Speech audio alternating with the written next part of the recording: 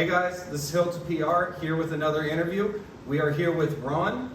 So Ron, go ahead and tell our viewers what's your name and what's your background and what do you do for a living?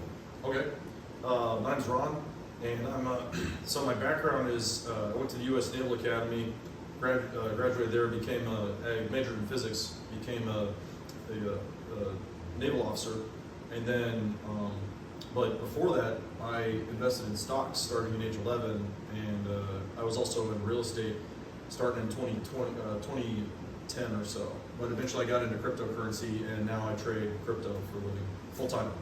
And when did you learn about cryptocurrency? And tell the people what your first token was.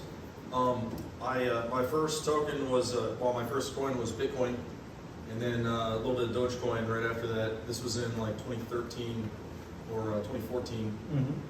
The Bitcoin I bought was for $300 after it had been to $1,200 and then back down to $300. So $300 per Bitcoin. Per Bitcoin. So I bought 10 Bitcoins for $3,000 total, which right now would be $500,000 or something. But that was a long time ago. Yeah.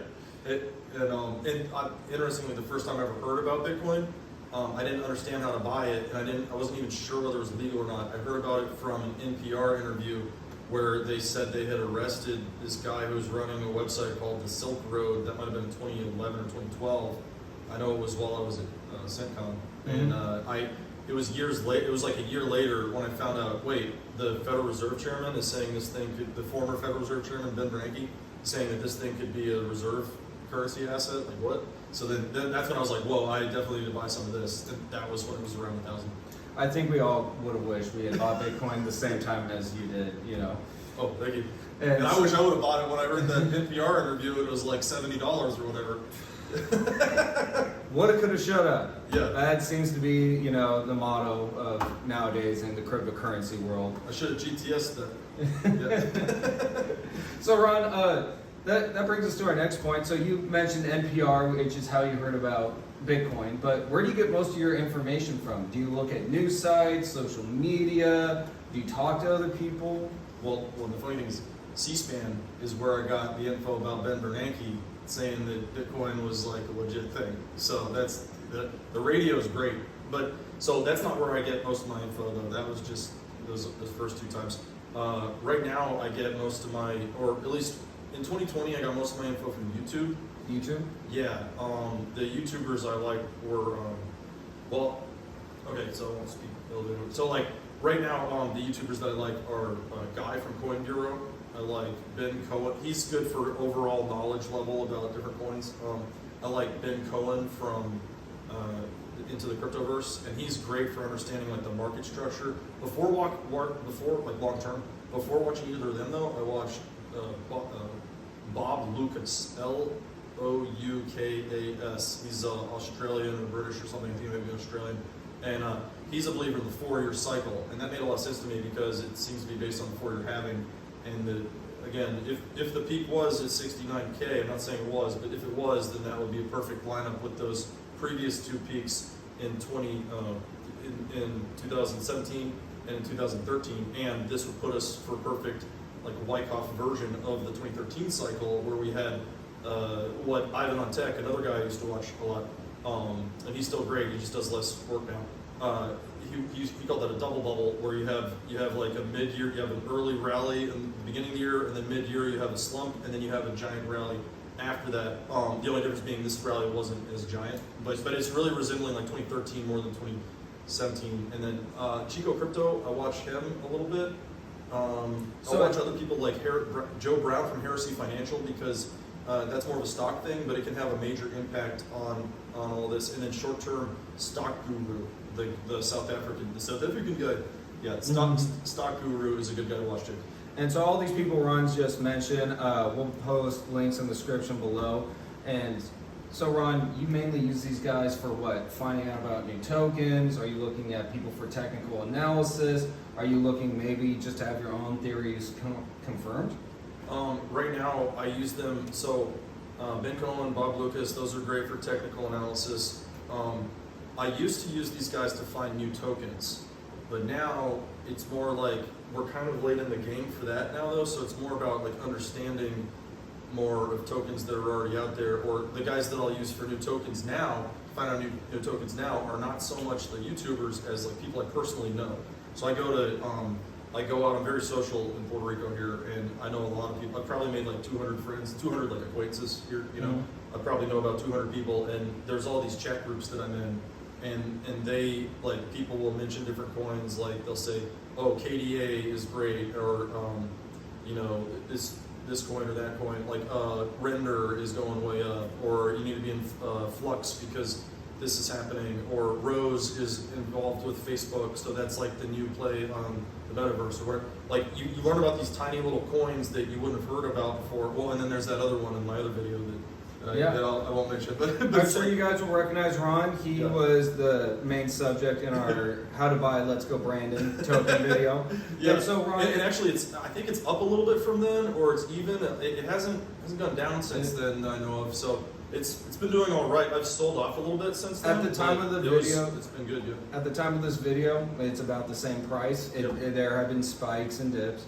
So Ron, it seems like when you're looking at social media and you're listening to word of mouth, so other people in the space, those seem to be your two main ways to learn about new cryptocurrencies, correct? Yes, and now I'm doing more Twitter than YouTube. Like YouTube seems to be kind of late sometimes now, and Twitter's a little bit earlier, or Twitter's, it's you know what it is it's hard to watch enough YouTube right now because there's so many texts coming in from the chats that are just higher information density than like a 2-hour YouTube video. So I'm trying to keep either the shorter, like 15-minute YouTube videos, or I go, like people that I meet at these meetups, like, so whatever town you live in, go to the Bitcoin meetups, go to the crypto meetups, you're gonna meet people there. They're gonna tell, maybe they're watching YouTube or they're watching Twitter, they can send you info through signal chats that you get in even faster than you can find it on your own, and you all help each other out. Like that's a good way. And something Ron and I both discussed is it's much easier watching a 10-15 minute YouTube video, getting the same information than you taking the same 2 hours that they took, and then whatever amount of hours you did to put out a video. To do the research that goes in that 15-minute video. Yep. And most YouTubers, including myself, would like to link descriptions in the video, so even if you don't believe us, you can put the information, you can click on the links directly to the information. And so Ron, that leads me to my next point. What advice would you give somebody new to cryptocurrency on how they can start participating with cryptocurrency, whether it be in the community, in the ecosystem, or simply purchasing their first token? Okay, well, one of the most important things is what exchanges you choose. And you got to get the exchanges that have the new tokens that, see, when a token lists on Coinbase, it gets a big pump from them a lot of times. So the only way you're going to have a chance to buy it before it goes on Coinbase, to flip it to the people who are already on Coinbase, is if you're on smaller exchanges or the exchanges that have more tokens. So, you know, KuCoin, KuCoin.com, that's a good one. That's pretty respectable too, in my opinion. Also, Gate.io, that one seems a little weird when you first start using it, but I've learned to trust it. So it's Gate, Gate.io. There's another one that's less liquid, but it'll sometimes have coins these other two don't have, which is BitTrue. That's one T, so BITRUE.com. And so if you have those three, and you have, let's say, a Coinbase wallet that's connected to Uniswap, then you're going to be able to grab a lot of those tokens that you hear about being listed on Coinbase. You can get them before they go on Coinbase. And if you get Coinbase, then the reason you should be getting Coinbase is, number one, it as a fiat on and off ramp, but you can do that with BitTrex too, BITTREX.com. That's a better fiat on and on ramp, I think, than Coinbase is. The reason you would get Coinbase is to get free money from, you can do these little things where you watch videos and they pay you $10. If you watch a couple videos, they'll pay you $10 in some cryptocurrency. That doesn't mean you should buy that currency. You probably should not buy that cryptocurrency, but you should sell that and buy whatever one you really want to buy once they grant it to you. Yeah, thank you. So basically, get on a bunch of exchanges. Do your own research when looking at what kind of exchanges you want to be on. But as soon as you get on an exchange and you link up, either it's a fiat bank or you have cryptocurrency sent to you by somebody else that you can use your deposit wallet on, then you're literally in business. It's just that simple. One quick thing, the fiat on and off ramps, those are the ones that have dollars on them. Some of these like Gate and KuCoin and BitTrex, you can't trade with dollars on there, only USDT or Ethereum or Bitcoin. So what you're gonna have to do is put dollars onto the other two, and then send those and then buy Tether or buy Ethereum or something, and then transfer that over to those other exchanges, and then you can start trading those other coins from there, and then that's how it works. So, Ron, last question. What projects are you currently interested in? Something that gets you excited and that you think other people should know about. Well, we'll just go with your top two. Okay. All right. Yeah, well, okay, so I think the central bank digital currency thing is really big. And even if these projects don't get adopted for that, I think they'll be involved in it, and their prices will probably pump on the news of them being involved, even if it's not literally used for that. So Algorand and HBAR are both used for this purpose. So Algorand is they're based in Boston. The Boston Fed is in charge of US CBDC. They're involved with Algorand is involved all over. I think they're involved in the Bahamas. It's either them or HBAR that's involved in the Sandal in the Bahamas through Imtech. It's one of those. But I know in the Solomon Islands, Algorand's already being used. Algorand's also being used to run some of the government functions, either through the Chivo wallet or through the one in El Salvador. So Algorand has a deal in El Salvador to help them out with their currency, and then they're using Bitcoin. And so Algorand is a huge deal when it comes to CBDCs. They're involved in a couple other countries too.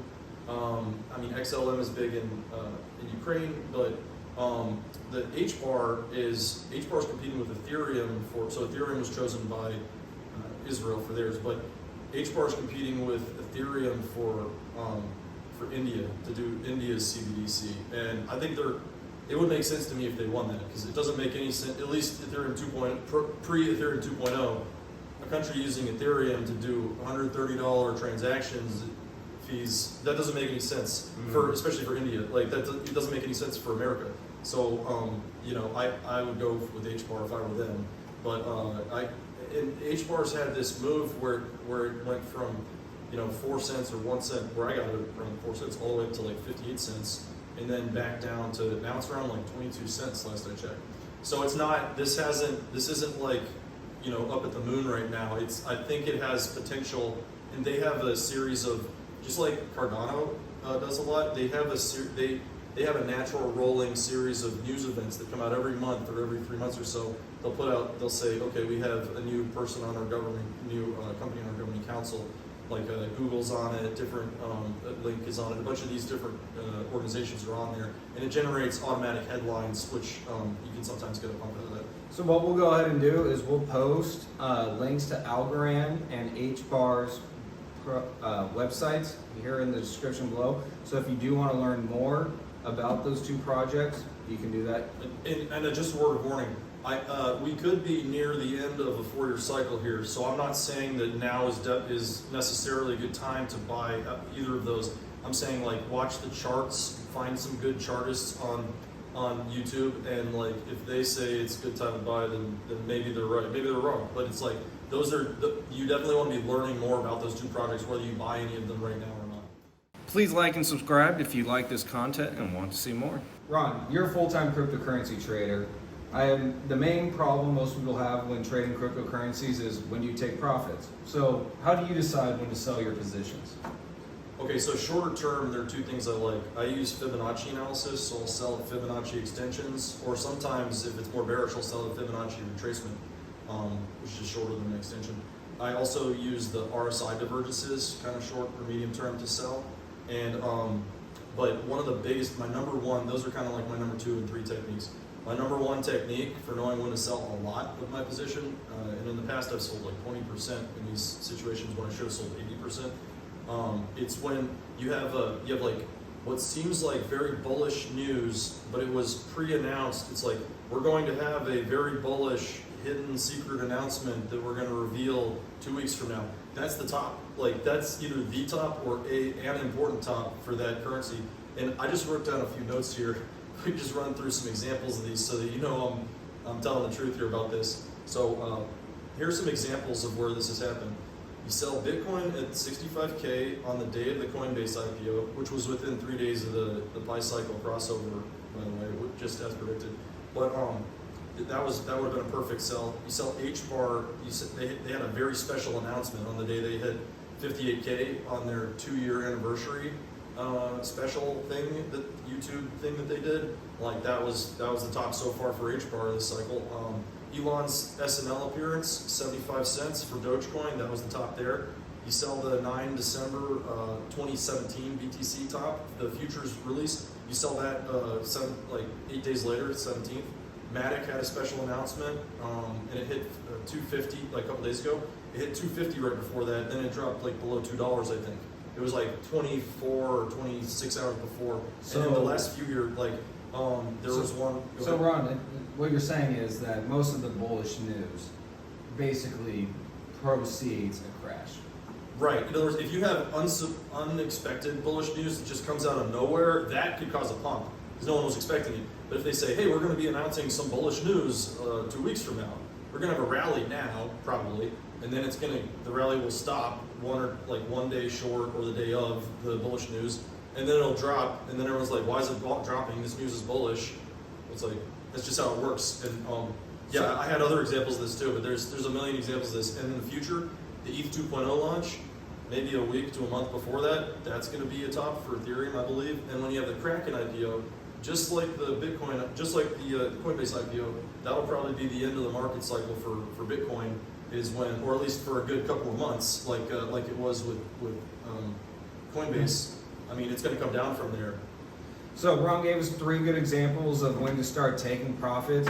Once again, when it comes to trading, you have to be the only one to evaluate your own risk, and we all have different objectives. Some people are short term, some people are long term. That's just how it is. And if you can take I'm an HBAR fan, but if you can take an HBAR fall from 58 cents down to 22 cents, and that doesn't bother you at all, and you don't want to own 3 times as much HBAR, buying it back at 22 cents, then hey, you can always just hold through it. But me, I'm learning from some of these things, and I'm like, man, I should have sold more. I sold up there, but I should have sold more, and now I'd be able to buy back like so much cheaper.